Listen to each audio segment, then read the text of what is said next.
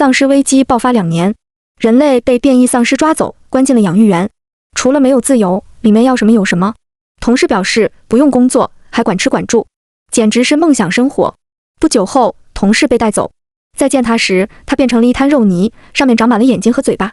我被关进养育园已经有3个月了，在这里有柔软的大床，吃不完的美食，游泳池，有温泉，还有专业按摩的丧尸一种。你想要的东西，只要说一声，就会马上给你送来。例如手机、电脑、游戏机。当然了，没有网络，无法跟外界联络。刚开始关进来时，很多人都闹着吵着要出去。杀了几个人后，大家都老实了。养育园的负责一种说，他们只是想跟人类建立和平友好的关系，这是他们友好的证明。他们要的是和平与团结，绝不允许养育园有暴力事件发生，并保证人类想要的东西，他会尽全力满足。除了自由，渐渐的，许多人类开始享受生活。就像我的舍友蒋月月，刚来时天天躲在床上哭，嘶吼着要出去。后来看见生活这么好，又听了养育员的说辞，彻底放下心来。他现在正敲着2郎腿，细细地切着牛排，嘴里还哼着歌，时不时地白我们一眼。看你们3个这样，做给谁看啊？我们曾经劝过他，让他不要相信这些变异丧尸，谁知道他们的真实目的是什么？他不但不听，还骂我们杞人忧天，有被迫害妄想症。后来我们也不说了，随他去。吃完饭后，他伸了个懒腰，拜拜，我出去游泳了。同事李倩吸溜着手上的牛奶，弱弱地说道：小芝、小亚，会不会真的是我们想多了，一种真的没这么坏？其实感觉这种生活也挺好的。我和同事赵亚同时转头看向李倩，她脖子往后缩了一下，灿灿地开口，开玩笑的，我开玩笑的。我摩擦着床单，丧尸危机刚爆发时，跟电影里一样，咬一口就会被感染，不同的是他们有超高的智商。人类研究出对应方法后，他们又再一次进化。这一次，他们不再局限于感染人类，而是把许多幸存人类圈养起来。我不知道他们是什么目的，但这种东西喜欢杀戮人类，玩弄人类，怎么可能愿意和人类和平相处？我想，突破口也许在小黑屋里，只要有暴力事件发生，就会被一种关进小黑屋，不吃不喝。我得想个办法进小黑屋一趟，说不定能找到出去的办法。吃完早饭，我来到8楼健身房，每周有1个小时自由活动的时间，可以去8楼的娱乐设施，平时只能在自己的楼层活动。周围站满了密密麻麻的一种，直勾勾地盯着健身房里的人类，只要稍有异动就会被抓起来。以前的伙伴沈岩和陆石正在跑步机上，我假装无视走过去，照例交换每周信息。当初被抓进来时，用抽签决定楼层，我在3楼，他们在4楼。沈岩在跑步机上呼呼地跑着，见到我时缓慢地摇了摇头，依旧没有别的信息。我压低声音告诉沈岩，我觉得小黑屋可能有问题，我要去一趟。回去时，在3楼花园遇到了以前的老同事王伟，他正在花园里录他天籁的歌声。他是3楼第一个提出来享受生活的人，为了增加生活的趣味性，他搞了个歌唱班、舞蹈班、娱乐班，俨然成了3楼的领头人。我们没有参加他的那些活动，见我们过来，冷哼一声，头偏到一旁去。晦气，你们2个死人还知道出来，关你屁事！我回怼，你敢这么跟我说话？王伟指着我大叫，他气得嘴角发颤，脸通红。在之前公司上班时，我就跟他不对付，是逼一个，总觉得自己是公司老人，喜欢压别人一头。我拍开他的手，你算什么东西，我还得跟你点头哈腰。王伟抿着嘴角，眼里闪过冷意，扬手就想朝我打来。我心中一喜，本还觉得找不到理由去小黑屋，这不就来了吗？我一脚把他踹开，王伟哎呦一声倒在地上，捂着肚子翻滚。啊！杀人了！杀人了！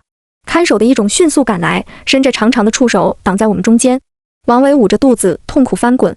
一种大人，这个女人无视你们的规则，故意动手打人，你们可得好好惩罚她呀。赵亚动了动嘴，脸色惨白。我摇摇头，示意没事。负责人很快赶来，做出一副慈祥长者的样子，说教我一番，拍拍我的肩。小林啊，我们养育园的宗旨是什么？就是和谐友爱。你这样对同类是很不友爱的，这是不行的。所以罚你关1天禁闭，没问题吧？他转头吩咐别的一种。对了，还要通报批评，小林这种行为是非常不利于团结友爱的。另2个一种连忙跑去公告我的罪行，在大屏幕上滚动播放。蒋月月靠在门框上涂着口红，得意地朝我挑挑眉。林芝，你活该，关禁闭的地方在1楼。不过有些奇怪的是，1楼安安静静的，什么声音都没有，路过那些房间也没听见里面有声响，不像3楼4楼经常能听见有人练嗓子。露台上也常有人一起聚在一起玩游戏、打牌、搓麻将。反正不会这样安安静静。况且现在也才下午，还没有到晚上10点的睡觉时间。我心头卷起一丝古怪。禁闭室在走廊最里面，大概只有1平方米，只能站着、蹲着。上面有一个摄像头在亮着红光，旁边是个4方形小窗，不知道窗外是什么，一点光亮没有。我悄悄查看一番，看起来似乎一切正常。半夜迷迷糊糊间，一声短促的尖叫把我吵醒，是一个女人的尖叫，很短，但我也听见了，似乎来自地下，没有听得太清，不确定。但好在这趟不算白来，至少知道了这个养育园的确有很大的问题。第二天午饭后，负责人亲自在外接我，看着我苍白的面孔，满意地点点头。小林，犯错有惩罚，也要承认自己的错误，对不对？我垂着眼，嗯了一声。来，给小林录个道歉视频，循环播放，以示提醒。他朝后挥挥手，来了2个架着手机的一种。我紧咬嘴唇，这些该死的一种，直到血腥味从嘴里散开。再抬头时，我已经对着摄像头弯起了眼睛。录完道歉视频，负责人很满意。回去时遇到了1楼的人类，他呆滞地坐在门口，眼里没有生机活力，全是死气。见到一种带着我过来，嗖的一下跑回了房间。我眼尖地捕捉到他腿上的血迹，我不自觉地想到昨晚那声尖叫，会不会是这个女人发出来的？后背悄悄爬上一排鸡皮疙瘩。回去后，赵亚抄着双臂，气鼓鼓地靠在一旁。李倩则和蒋月月一起讨论化妆品。见到我回来，尴尬一笑。蒋月月翻了我个白眼，拉着李倩转过头去。别理他们。赵亚告诉我，李倩跟蒋月月他们一起玩了。她受不了我们这样一直紧绷的情绪，她想社交，想放松，想要快乐生活。随便吧，我都不在意。我吃了饭，洗了澡，躺床上睡了。晚上，负责人带着一堆异种来到3楼，让我们在3楼露台集合。王伟搓着手，带着讨好的笑上前。大人，您怎么来了？是不是又有不懂规矩的犯事了？他眼神若有若无地往我这里瞟。我白了他一眼。负责人大笑一声，拍拍他的肩。没什么事，只是来测试一下你们的幸福指数，看看我们养育园有没有做得不好的地方。王伟双手做祈祷状，闭上眼，嘴角微翘。大人，我很幸福，真的很幸福，从来没见过这么好的地方。不像我在人类社会，累死累活也赚不到几个钱，连个厕所都买不起。王伟上周讨好到一种，自己申请了个单间，舒坦得很。后面有2个异种上前，给他脑袋上套了个机器。王伟测出来高达98。大人，我就说了，养育园就是天堂，人类的天堂。除了王伟，还有几人幸福指数也是高达90。蒋月月86，我只有50几。赵亚刚及格。负责人表示理解，毕竟我是才从小黑屋出来，幸福指数不高是正常的。王伟得意地挑眉。大人，这种不要脸的人就该驱逐出去。我心想，要能把我放出去，我真是谢谢你了。测试结束，负责人把幸福指数超过90的人类全都带走，说是要给予莫大的奖励，带他们去外面旅游度假。负责人意味深长地扫了我们一眼，转身离去。王伟他们没有再回来，没人知道他们什么时候回来。大屏幕每天都在放着他们去不同的度假村吃喝玩乐，有草原、蔚蓝的天空，有大别墅，身边无数美女帅哥相伴。当然，那些都是一种。养育园的人每天都在羡慕，大家好久都没去过外面了，没有呼吸过大自然的气息了。一时间，大家开始努力增长自己的幸福指数。又到了每周的放风时间，照常在健身房见面。陆石靠在跑步机上，正拿着零食狂炫。沈岩跑得大汗淋漓。我把上周发生的事情告诉了沈岩，他把跑步机速度调慢，压低声音。我们那层还没有测什么幸福指数，地下一定有问题，我得进小黑屋一趟。沈岩一向聪明，他去小黑屋也许能发现什么。他转头看向陆石，陆石还没反应过来发生什么，就被沈岩一拳打倒在地。喂，沈岩，你发什么疯？陆石手上的零食撒了一地，瞪着双眼。一种看守很快赶来，滑腻的触手瞬间把沈岩卷了起来。因为性质比我之前恶劣，要关3天的小黑屋，直到沈岩被带走，陆石都还在懵逼状态。小芝，他到底怎么了？我把刚刚的事情告诉他，他不好意思地挠挠头。这个沈岩也不知道提前说一声。回到屋子，蒋月月不知道又抽什么风，穿着暴露在摄像头下扭动。我拿了张毯子扔在他身上，别抽风了好吗？关你什么事啊，灵芝，有病！你是谁啊？管我！他扯开毯子，继续对摄像头搔首弄姿。对面的一种帅哥，看看我的身材怎么样呀？有没有喜欢的？喜不喜欢我穿这套？还是说想我穿更少吗？他娇羞地低下头，扯着自己的衣带，里面的春光若隐若现。赵亚把我拉到一边，说蒋月月看到屏幕上的一种帅哥馋得不行，回来就在摄像头下跳舞脱衣。他说自己也要过王伟他们的生活，所以要吸引那些一种帅哥，他要攀着那些一种走上人生巅峰。我冷笑。李倩呢？李倩倒没有跟他一样，但也不怎么跟我说话了。她好像也很向往王伟的生活。我想着一种那些黏腻发腥的触手，就有些反胃。蒋月月居然喜欢那种东西，还想跟那些东西睡觉，真是抽象。就算有人类的外表，那也是假的，本体也就是一堆变异的肉块罢了。如果蒋月月成功，生下来的又是什么东西？我不自觉地搓了搓手上的鸡皮疙瘩。晚上，负责人带着2个一种来到我们房间，是2个一种帅哥。蒋月月噌的一下起身，扭着身子上前去。你们怎么来了呀？负责人咳嗽一声，赤裸裸的目光在他身上游走。小蒋啊，跟他们走一趟吧，今天你的表现他们很满意。蒋月月欣喜捂嘴，真的。他赶忙转身拿起外套小跑出去，走之前得意地笑了笑，对我们做了个口型。拜拜，姐要成凤凰喽。倩倩，记得学我。负责人站在门口，溜着眼打量我们3人，评价道：长得都还不错，有没有人要一起的？我和赵亚没动，李倩有些犹豫。负责人捕捉到李倩的神色，快步走到她面前。小李，你的姿色更是3人之中上乘，比小蒋还要有韵味。放心，我给你挑的都会是上等帅哥，也不会强迫你，毕竟和谐有爱是我们的宗旨嘛。李倩绞着手指头，没有说话。赵亚拉住李倩，对她摇摇头。负责人呵呵一笑，待在这里也不错，就是要努力幸福才能去更好的地方啊。不知李倩想到了什么，掰开赵亚的手指头，站了起来，声音细细的：我去，但我能先观察几天，再决定要不要继续吗？当然没问题。李倩如孽地说了声对不起，跟着负责人离开。关上铁门前，负责人意味深长地看了我们一眼。赵亚气得在房间大骂，觉得李倩太傻，太容易相信一种。我躺在床上看着天花板发神，心里想着沈岩在小黑屋有没有什么发现。至于李倩和蒋月月，跟我也没关系，尊重他人命运。少了2人，房间还大点。3天后，全屏播放沈岩的道歉视频。沈岩出来了，我心里焦急，恨不得马上就到放风时间。我用力地捏着手掌，我有预感沈岩一定有发现，但我没能熬到放风日。在距离放风日的前一天，负责人来了，又带着测试幸福指数的仪器。3楼大多数人都抱着期待，低声祈祷自己能高于90。结果很快出来，我依旧不到60，有3人指数高于90。赵亚还是在及格线。负责人叹了口气：小林啊，你对我们意见很大，对不对？说明这个地方你不能感到幸福。我心猛地一提，不好的预感袭上心头，所以我要给你换一个地方。对了，超过90的3人一起跟我走吧。除了我，剩下3人兴高采烈，其余人都以羡慕的眼光看着他们。我没有动，负责人直勾勾地盯着我。怎么，小林？我轻声说道，能不能等我去房间收拾一下？他怪异地笑了一声。行啊，不过收不收拾的也没必要，毕竟新的地方有的东西更多。我和赵亚回到房间，他眼眶红红的，有些哽咽。小芝，你走了就只剩我了。我抱住他，压低声音，明天放风记得告诉沈岩路时，让他们幸福感别低于60，别超90。我不在的时候照顾好自己，一定别被一种蛊惑了。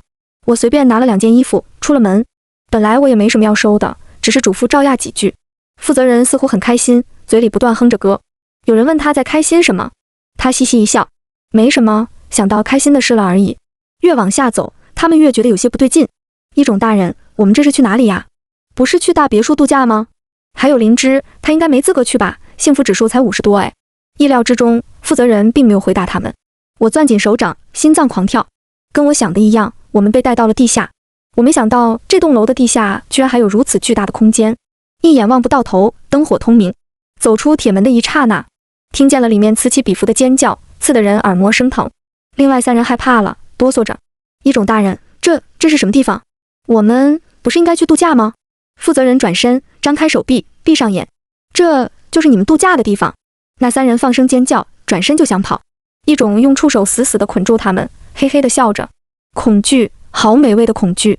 他拿出一个机器套在他们头上，3人的恐惧指数已经爆表了。快，送下去！3人被一种带走，哭着喊着。我的恐惧63。他靠近我身旁，动了动鼻子。灵芝，你怎么一点不怕？怕有用吗？他轻笑，捆住我的双手，来到了负2层。这里像会议室一样围坐了一圈一种，他们眼神放着奇异的光，口水滴答。我看见了蒋月月，她站在一个一种身旁。大人，你说有节目，我们来这是看什么节目的呀？人家好期待呀！一种古怪的笑了笑。是吗？那你就看好了。蒋月月转眼看到了我，有些不满。灵芝，你怎么会在这里？之前不是庄高洁圣女吗？恶心！我没理他，额头有些冒冷汗。这个场景让我不自觉地想到了曾经看过的某部电影。负责人把我带去了一旁，他贴近我，眼神粘在我身上。灵芝，好好看看。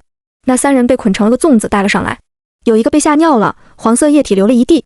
侍者一种开始上餐具，我闭上眼，身子有些发抖。跟我想的一样，他们要把这3人吃了。负责人悠悠的声音在我耳边响起。极度恐惧下，人的皮肉是最有嚼劲的，这才是真正的美味。他伸出红红的舌头舔了舔嘴，像是在回味什么。蒋月月终于发现了不对劲，往后退了几步，被他的一把缠住脚。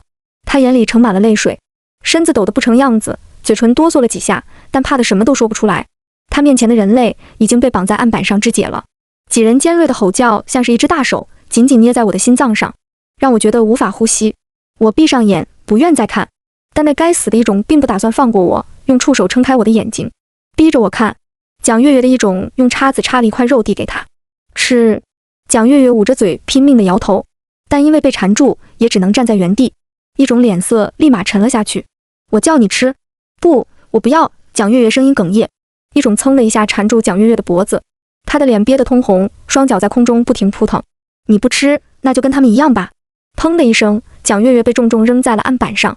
她手摸到了那些被肢解的肉体，那个人类还活着，嘴里喃喃地叫着疼，疼，好疼。蒋月月捂住头，用力尖叫，连滚带爬地爬到一种面前，抓起盘里的东西，颤巍巍地喂到了嘴里。一种笑了，用手一下一下地摸着他的头，乖，多吃点，多吃点。我双腿发软，胃里翻滚，实在没忍住，仰起头吐了负责人一身，酸臭味瞬间弥漫，在充满腥臭的室内竟显得有些好闻。臭婊子，你想死！负责人暴怒，猛地把我推墙上，掐住我的脖子，随即想到什么，又笑了，拿出测试仪。灵芝，让我看看你的恐惧报表没有，等会要加餐了。他似乎很笃定我现在已经怕到了极致，可惜他失望了，我的恐惧现在80多。他切了一声，失了兴致。灵芝，你真是个冷血的人类。我冷笑，嗓子有些发干，再冷血也比不过你们这些异种。蒋月月注意到了我们的动向，她眼圈通红，朝我投过来求助的眼色，呜呜地说着，救我，灵芝。我觉得有些好笑，我现在都是案板上的鱼肉，任人宰割，我还能救他？负责人把我带走了，我又回到了负1楼，他把我交给那层的看守一种后离开了。灵芝，祝你在这里玩得开心。这一层全是透明的玻璃舱，是一种门的实验舱，实验品自然是我们人类了。经过一间玻璃窗时，我看到了有些熟悉的背影，是王伟。他穿着白色的病号服，上面沾满了星星点点的血迹，背对着我们。听到动静，猛地转头，看见是我后一下冲过来，他绝望地拍着玻璃窗，我被吓得后退几步。王伟脸上长满了嘴唇和眼睛。灵芝，救救我，救我！他脸上所有嘴唇一开一合，像有几人同时说话一样，嗡嗡的。灵芝，灵芝，你是对的，你是对的。我没有办法回应他，把头转到一旁。身后的一种指着王伟哈哈大笑起来。这个实验我喜欢，最好在他身上全弄上嘴巴、眼睛。好丑的人类，好丑啊！哈哈哈！王伟赶忙捂住脸，转身，无力地从玻璃上滑坐下去。我看着他的背影，有一丝心酸。这些畜生走了很久，不知道路过了多少玻璃窗，里面全是被关起来的人类。他们被改造成各式各样的东西。终于，在最里面的实验舱停了下来，一种一把把我推了进去。里面有3个人，神情恹恹地靠在墙壁上，见我来也只是瞥了一眼，毫无生气。有个女人，我见过，是1楼那个女人，没想到她也被关进来了。我走到那个女人旁边坐下，刚想开口，却被她打断。我知道你之前关过小黑屋，来这里就别想好过了，我们都是实验品，连死都死不了。她自嘲一笑。我跟着她的视线望向墙壁，我发现墙壁都是软包的，屋里有无数个摄像头。她告诉我，只要有自杀的举动，天花板就会喷出大量的麻醉剂。至于实验，她也不知道我们这个房间做的什么，只是整天的往她身体里注射药剂。说着说着，她声音哽咽起来，我好想死。咔嗒一声，房间门打开，女人见一种进来，拼命地往墙角缩。不要，我不要。可没有用，她还是被一种门拖走了。隔壁很快响起她凄厉崩溃的尖叫，我心快要跳出嗓子眼了，后背冷汗涔涔。我不敢想她在遭受什么非人的虐待。另外2人依旧蹲坐在一旁，姿势都没有变过。不知持续了多久，女人的喊叫消失了，直到第2天，女人依旧没有回来。有个男人痴痴地笑着，又没了一个，又没了。1天后，我被带去了实验室。里面全是刺鼻的药剂混合味，一种直接把我绑在床上，拿起一管深绿色的药剂往我的脖颈上扎来。刚开始没什么感觉，渐渐的身子开始发烫，血液像是有火烧一般沸腾，好疼，全身都好疼，眼睛也开始模糊，出现了一层红色的血雾，皮肤仿佛被无形的火焰灼烧，又瞬间被寒冰冻结，冷热交替。这种痛苦侵蚀着我的每一个细胞，难受，我好难受，想死，好想死。迷迷糊糊间，我好像看到了爸妈，一会儿又变成了沈岩和陆石。我不停挣扎，但四肢仿佛有1000斤重，每动一下都伴随着撕心裂肺的疼痛。眼前出现了重影，我能看到那些一种往我身体里扎了一管又一管颜色各异的药剂。终于两眼一黑，我没了意识。再次醒来时，我已经回到了房间，身上满是冷汗，酸软无力。一个屋的男人告诉我，我已经睡了2天了，是他见过醒来最快的人类。他的眼里写满了同情。我明白，我的这种特殊性会让我遭受更多非人的实验。时间过得很慢，刚开始我还会寻找逃跑的机会，想拉着另2人一起合作。后来我发现只有徒劳，根本不可能逃出去。只要稍有异动，换来的就是一顿毒打和加倍的药剂。后来每天我都望着天花板数着数，我被注射了10天的药剂，现在已经习惯了那种疼痛。我看着玻璃中的自己，眼里和之前的女人一样了，麻木又毫无生气。突然，我看见一个熟悉的身影从玻璃窗前路过，是之前的那个女人。她挺着一个大肚子，那个肚子像一个球一样，圆滚滚的，大的离谱，随时好像会被里面的东西撑破一样。她身后的一种正在跟别的一种聊天。我连忙趴在玻璃窗上拍了拍，女人看向我，她对比前1周瘦了很多，脸色惨白，眼窝深陷。她看见我的一刹那，哇的一声哭了出来。她指了指自己的肚子，啜泣起来。你知道吗？他们往我肚子里放了多恶心的东西，这里面全是那些畜生的种。我不想活，我真的不想活了。我看见她肚子里的东西动了一下，疯狂地顶着女人的肚皮。女人皱紧眉头倒了下去，嘴里发出闷哼。她腿间开始出现大滩大滩的血液。我攥紧手掌盯着她，浑身紧绷。她要生了，那2个一种聊得开心，还没发现这边的动向。女人朝我惨白一笑，咬紧嘴唇，用力地朝肚子捶了下去，似乎所有的力量都用在了拳头上。她明明疼得满头冷汗，手里的动作却没有停下，一下又一下。她腿间的血液越来越多。我不忍再看，转过头去。那2个异种终于发现了这边的动静，飞速奔来。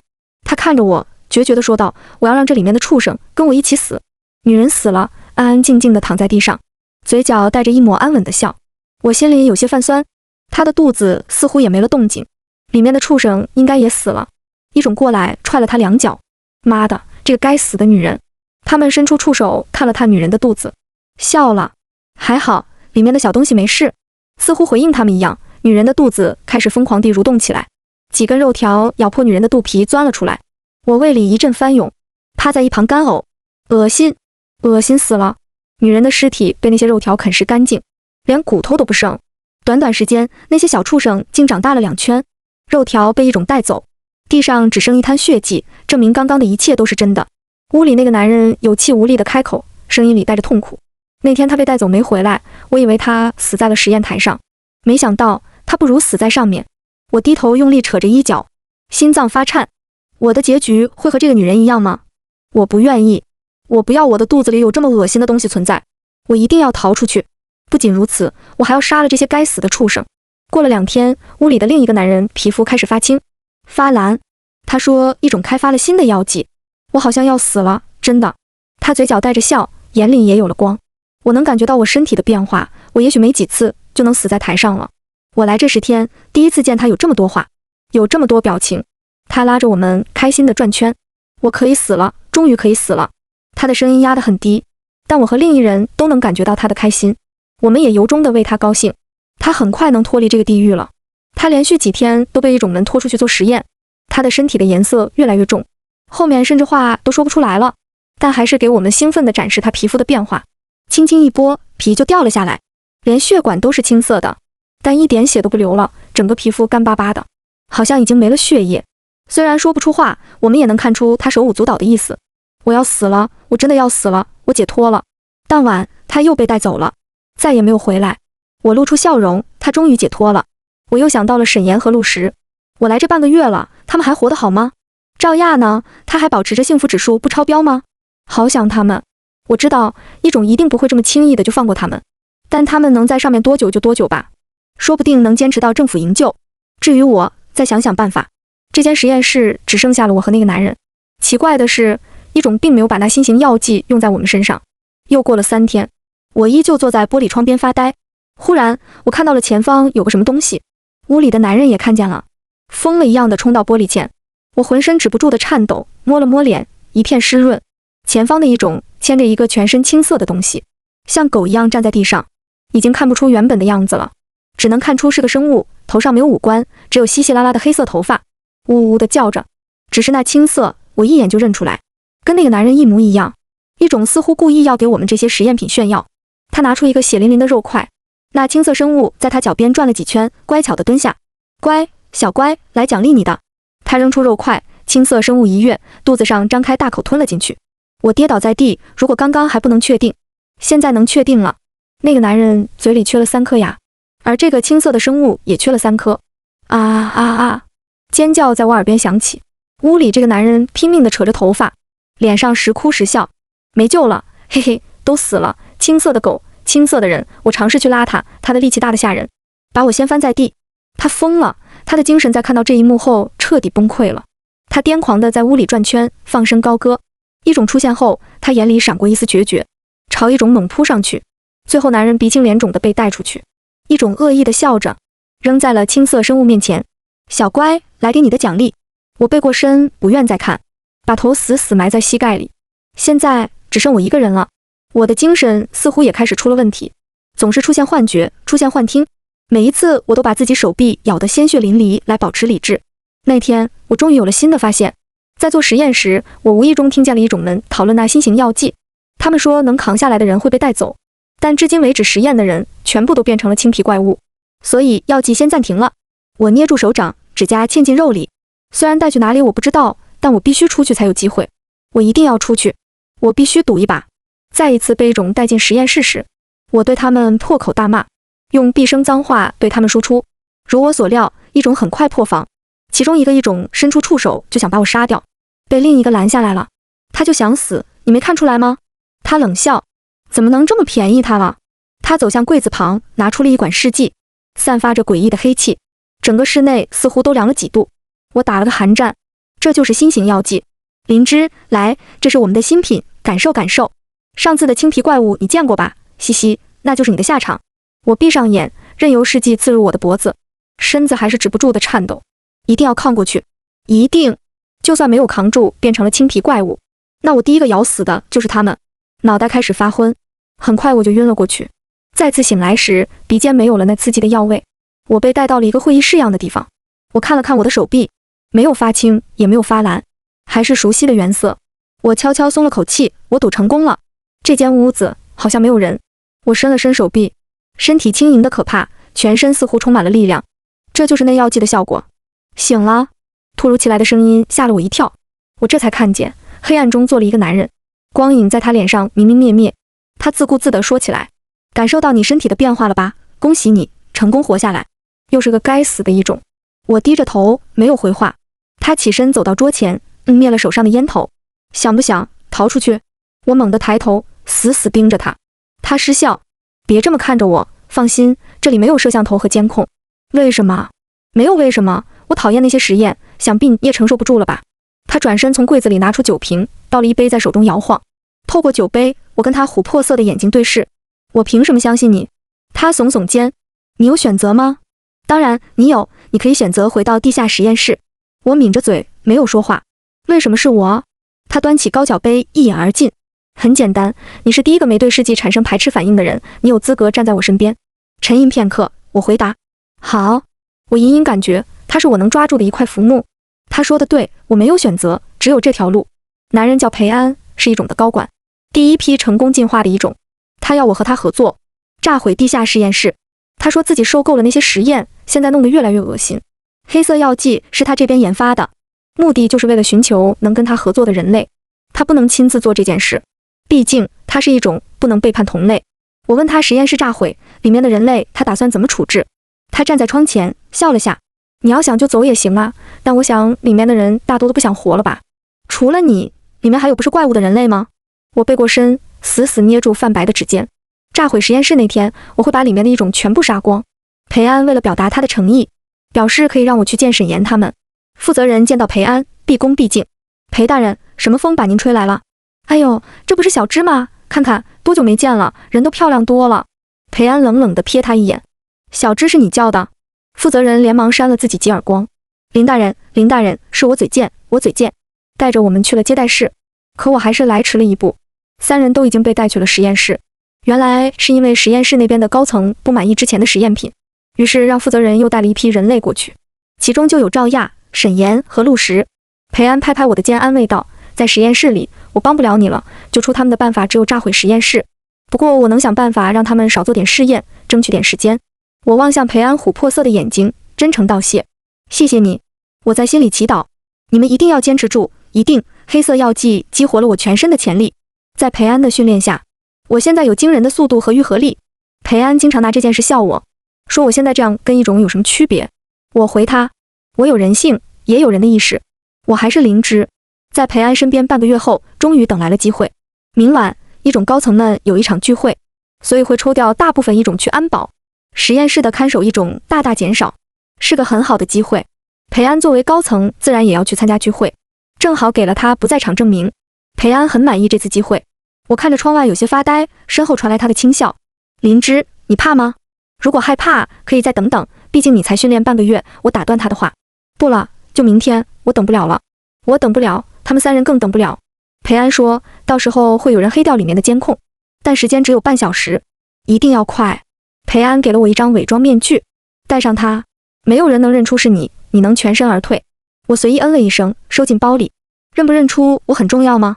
反正明晚实验室里的一种都得死。很快到了当晚，我借着检查药剂的理由去了实验室。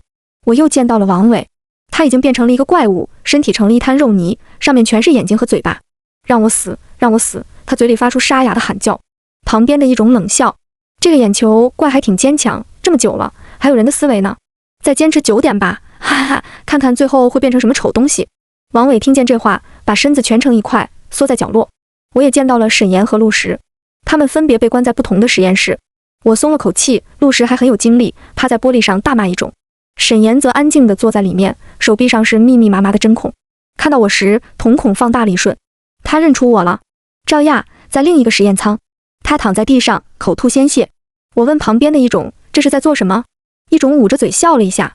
这是我们温大人最喜欢的实验，培育我们的小孩啊。这个母体有些弱，但好在受孕成功。我咬着后槽牙，不自觉地捏紧拳头，脑海中浮现出之前实验室的那个女人。赵亚，千万不要变成这样。我抬手看了眼时间，差不多了。监控红光闪烁了3下，这是信号，监控被黑的信号。这个时间点是一种门换班的时间。我趁着机会，在规划好的地点放上了小型炸弹。刚刚的一种悄悄地走到我身后，喂，你在干什么？你放了什么东西？我瞬间转身掐住他的喉咙，笑道：我在送你们下地狱呀！咔嗒一声，他的脖子连同脑袋被我轻轻捏碎。我啐了一口，真恶心。我走出仓库，按下引爆器，身后轰的一声传来几声巨响。我小跑出去，惊恐地大喊：大家快过来看呀！药品仓库起火了！看守一种一窝蜂跑了过去。完了完了，温大人一定要气死了！快点来灭火呀！我逆着人流快步离去。差不多了，我靠坐在椅子上，冷笑一声，再次按下了引爆器。伴随着爆炸声的，还有一种门痛苦尖叫。都死在里面吧！我拿起门禁刷开了所有舱门。里面的人类愣了一瞬，随后发出惊呼，疯跑出来。他们挂着癫狂的笑容，冲进火海。终于死了，终于可以死了！我垂着眼，恨意翻涌。有些没去救火的看守一种发现了不对劲，想按下紧急报警器。我提起斧头，直直地朝他掷过去。噗嗤，脑袋像西瓜一样碎成2半。我走过去捡起斧头，他还没断气，指着我断断续续说道：叛徒，温大人不会放过你！我一脚踩上他里面蠕动的肉块，碾成肉末。吵死了！我拿着斧头，一路清理剩下的一种。沈岩扶着墙走出门口。灵芝，我怔了一瞬，赶紧上去扶住他。你怎么认出是我的？他有气无力回答：感觉是你。一种是不会对我们露出悲悯的眼神。我们一起找到了陆石。陆石见到我时大喊大叫，甚至哭诉沈岩怎么能背叛人类，跟了一种。直到我出声：闭嘴，我是灵芝。小芝，你怎么变成这样了？之前听说你被带走，没事吧？我每天被这些畜生折磨得快死了。呜呜！我连忙捂住他的嘴。行了，说来话长，等出去我再慢慢给你们讲。你们在这里等着我，我炸了实验室一起逃。赵亚已经彻底昏迷了，我背着她放到了陆石身边。我叹了口气，她肚子里面的东西要怎么处理？沈岩沉吟片刻，也许我们需要给她做手术，取出她肚子里的玩意儿。你还会做手术？我和陆石同时发出疑问。可以试试，反正这都有现成的设备。我们三人把赵亚带去了手术台。那我先去安放炸弹，到时候回来找你们。我按照原定计划，在实验室布满了炸弹，只要轻轻一按，实验室就能被炸毁。里面还有些精神没有崩溃的人类，要一起带着逃走。我在实验室巡视了一圈，确保没有活下来的一种。我放下心来，回去手术室找三人。裴安答应过我，只要我能帮他炸毁实验室，那他就会悄悄把我们放回人类世界。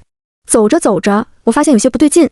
手术室里太过安静了，刚刚还时不时的能听见陆石的叫喊打气，现在一点声音都没有了。里面有问题。我扔掉斧头，纵身一跃，爬到了通风管道。我缓缓地在管道里爬行，里面静的只剩下我的心跳和呼吸。果然，手术室里有一只异种，它绑住了沈岩和陆石，两人的脸被憋得青紫，眼看就要没有呼吸。我找准时机，从天花板一跃而下，骑在异种的脖子上，拿起匕首就朝他脑袋上捅去。不对劲，不对劲！这个异种的脑袋像钢铁一般，匕首根本扎不进去。他嘻嘻一笑，伸出触手抓住我的脚踝，朝外猛地一甩，砰的一声，我砸在柜子上，后背疼痛无比。沈岩、陆石得了机会，带着赵亚赶紧躲去了一旁。异种站在原地，并没有发起攻击。哦，原来是你呀，灵芝。我摸了摸脸，上面的面具并没有掉。他又是怎么认出我的？他似乎感受到了我的疑惑，低低笑了两声。裴安也真是，这种面具能瞒住别人，可瞒不住我。对了，忘了自我介绍，我叫温远。我心头一跳，温远，实验室的高层负责人。我想起裴安几天前的话，灵芝，实验室里的一种都是废物，打不过你，除了温远，他很强，你对上他必死。不过那晚有高层聚会，他一定会参加，你少了个威胁，应该会很轻松。我恨恨地舔了舔嘴唇，这个裴安怎么也不帮我拖住他。温远笑着继续说，灵芝，你真是个很棒的实验品，也是裴安忠诚的狗。怎么样，愿不愿意来我手下做事？我给的比裴安更多。他的触角一下下地拍在墙上，似乎只要我拒绝，他就会马上发动攻击。我歪了歪头，可以啊，你能给我什么好处？你想要什么，我都能给，但是你要给我你的诚意，杀了裴安。我故作犹豫，撑着下巴很为难的样子。温远循循善诱，你很强，我很欣赏你，我也给出我的诚意。你不是想救你的朋友们吗？我放他们走，如何？我心头一喜，面上却不表现出来。拉扯一番后，我同意了他的要求。沈岩、陆石，你们带着赵亚先走。看着他们离开，我松了口气。给温远当狗，怎么可能？在温远发动攻击前，我先行动了，猛地一跃，直击他的脖颈。脑袋硬是吧？那就先切下来再说。温远往左一躲，轻轻闪开我的攻击。嗤笑，就你还想杀我？哎，既然你想死，我就成全你。我笑了，我的目的不是砍下他的头颅，而是用钢索缠住他的脖子。这是特制的材料，异种的触手无法切割开来。跟我料想一样，他的脖子也很硬。我飞快地在室内奔走，一圈又一圈，把钢索死死固定在手术室里。那些引爆器被我全安在了钢索上。拜拜，我面带微笑，按下引爆器。巨大的热气冲击把我掀翻，全身皮开肉绽，骨头都被炸了出来。如果没有那药剂，我一定会当场死亡。我必须迅速引爆，我敢打赌，只要我转身不出几秒，温远一定会逃出来。这也是几天前裴安让我小心温远后做出的备用计划，没想到还真用上了。那钢索就是专为温远准备。窗户被炸开一个大口，我忍着疼痛跳了下去。陆石背着赵亚，扶着沈岩，正在下面等我。身后响起刺耳的爆炸，我们在火光中搀扶着走向裴安的车。裴安看着我身上的血迹，啧了一声，似乎有些不满。那该死的温远，我一个没注意就不见了，不然你也不会受这么重的伤。我抬了抬手，身上深可见骨的伤已经差不多愈合了。裴安一脚把油门踩到底。放心，实验室出了这么大的事情，没人会关注到我们。我现在就把你们送出去。对了，你确定温远已经死了吗？我摇摇头，不确定，但这么大的爆炸，没死也太逆天了吧。裴安皱着眉头，不知道在想什么。算了，先把你们送出去再说。行，那我睡一会儿，太累了。裴安嗯了一声，我蜷缩在副驾驶，昏昏欲睡。砰！